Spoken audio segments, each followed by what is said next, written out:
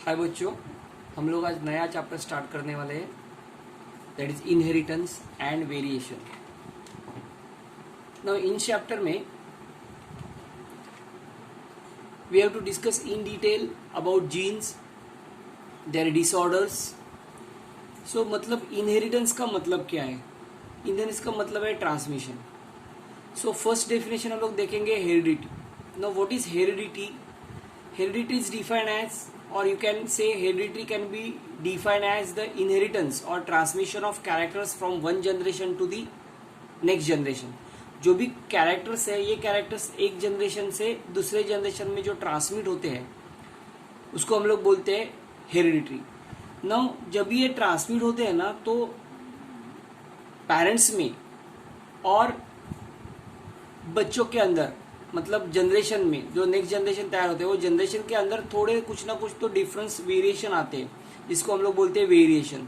सो variation का मतलब क्या है? The difference existing between the parents and their offspring and along their siblings are called as variation. So parents में और सबलिंग्स में, भाई भाई में थोड़े थोड़े चेंजेस हो जाते हैं, उसको हम लोग वेरिएशन बोलते हैं। Now Mendel, son of the peasant farmer, was born in the Moravia in 1822.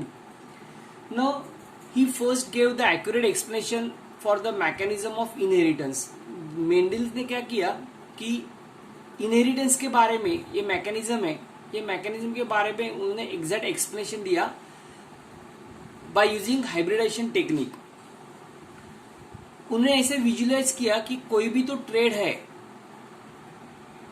जो फिजिकली इनहेरिटेड नहीं होते हैं, बल्कि गैमिट्स में कुछ तो पार्ट है, something is there in the gametes of the cells जो रिस्पॉन्सिबल है ट्रांसमिट करने के लिए। So you visualise that the traits as such are not inherited physically but by something present inside the gametic cells. For this, ये जो something है, he coin the term factor. Something को उन्होंने factor करके नाम दिया। That factors are responsible for expression of a particular trait और characters. जो पर्टिकुलर ट्रेड और कैरेक्टर्स ट्रांसमिट करते हैं उसको उन्होंने नाम दिया फैक्टर्स। बाद में उसको नाम दिया हम लोगों ने genes. He propose that factors are particular in nature. The Mendelian factors now called as term as gene. Now हम फैक्टर को, ट्रेड को जीन के नाम से बोलते हैं या पहचानते हैं, जो एक जनरेशन से दूसरे जनरेशन में ट्रांसमिट होता है उस कैरेक्टर के साथ। This factor occur in pairs in parents and segregate from each other during gamete formation without mixing. ये जो पेयर्स, ये जो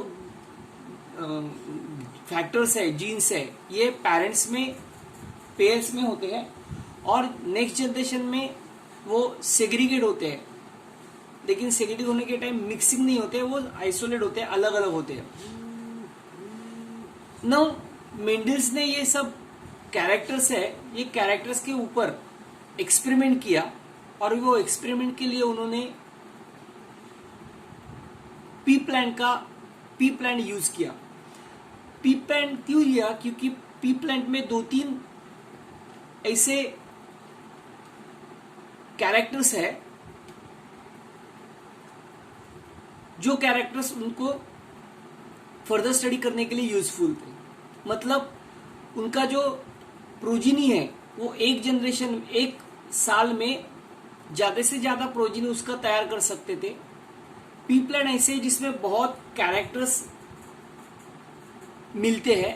सो ये अलग अलग कैरेक्टर्स लेके और एक ही साल में बहुत से प्रोजिनी का ऊपर काम करने के लिए मेंडल ने पी प्लांट का सिलेक्शन किया, and that's why Mendel select pea plant for his experiment.